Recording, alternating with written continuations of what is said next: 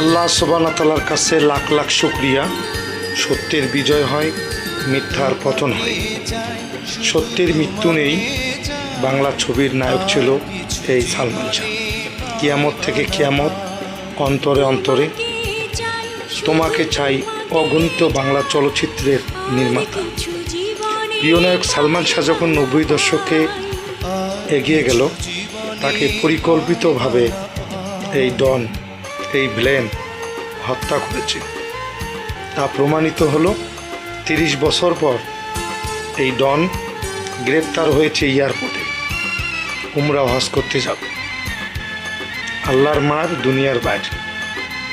প্রিয় Facebook content ভাই বোনেরা, ভিডিওটা বেশি বেশি করে শেয়ার করবেন। আর অবশ্যই এই ডনের ফাঁসি চাই।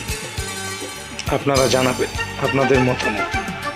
কে সবচেয়ে বেশি প্রিয়, এই ভিলেন ডন না বাংলা চলচ্চিত্রে সালমান শাহ?